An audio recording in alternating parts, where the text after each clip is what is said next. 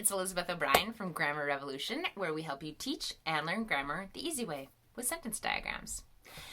And today, I thought that I would show you how to diagram kind of a complicated sentence. Now, if you have not been with us for very long yet and you do not know grammar and sentence diagramming, that's okay. Just sit back and relax and take in whatever you can. I don't expect you to know how to diagram this sentence, but I do think that it's helpful, even for beginners, to see what the end goal can look like. So I hope that this serves as some inspiration for you. If you do know grammar and diagramming, feel free to diagram this sentence right along with me. Here we go.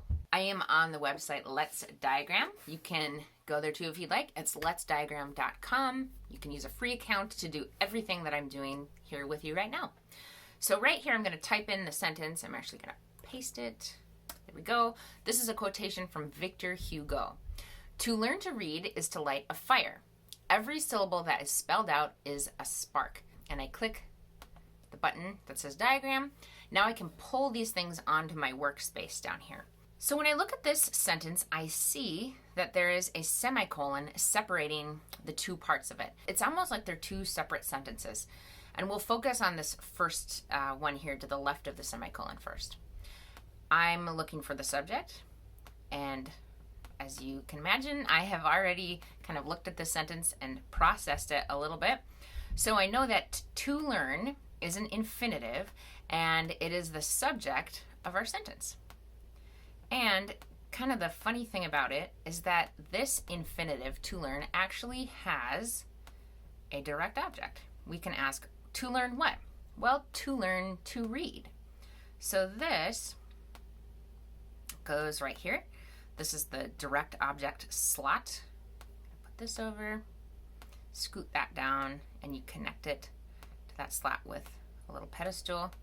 Okay, I need to scoot the whole thing down because I'm going to run out of space. So this whole thing here, to learn to read, is my subject. Now, what's the verb? It is. Here we go. Here's my subject slot, and it has the whole subject right there. Here's my verb. Is there anything that I need to put after the verb here? And yes, there is.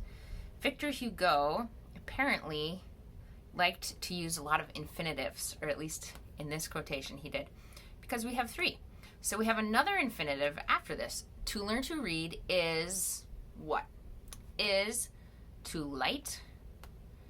This is another infinitive right there. And I can say, okay, to light what? There's something that should go after this that completes the verb, and it is the word fire. Fire is the direct object of this infinitive, and to read is the direct object of this infinitive.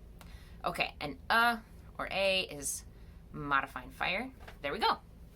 Okay, on to the second part. We do not use punctuation in sentence diagrams unless it's an apostrophe that's part of a word. But I will not be putting the semicolon in the sentence diagram.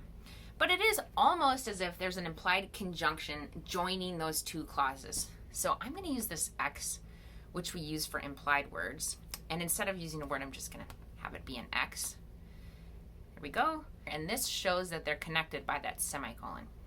Okay, what's the subject of my second clause? It is syllable. Subjects tell us whom or what a sentence is about. And what's the verb? Syllable what? Syllable, I skip over all this and say syllable is. That's my verb. Syllable is spark. This right here on this main horizontal line, this is what I call the Tarzan version of a sentence. It's the subject and the verb, and then if there happens to be anything after the verb here, it also includes that word. So syllable is spark. That's the Tarzan version of the sentence. But there's still some words I need to add. So let me go back up here. Every is an adjective telling us about the noun syllable. So we diagram it right under syllable.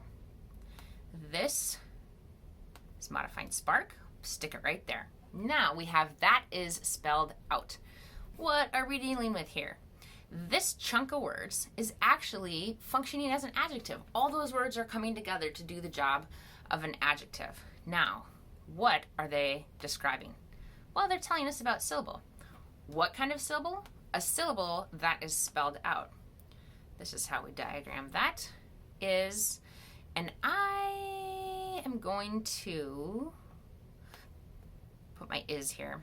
And spelled out, you could actually see this, interpret this in two different ways. I am going to interpret this as part of the verb. So I'm seeing this as what would be called a phrasal passive verb.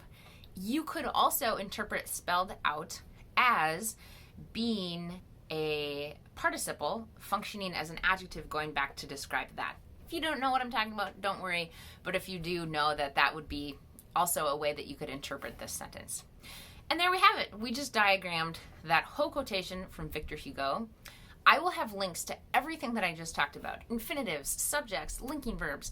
If you would like to learn more about any of those things and you're on my website, just scroll down and I will have links to all of those so that you can easily learn more about any topic. Thanks for being here and watching, and I will see you again soon. Bye.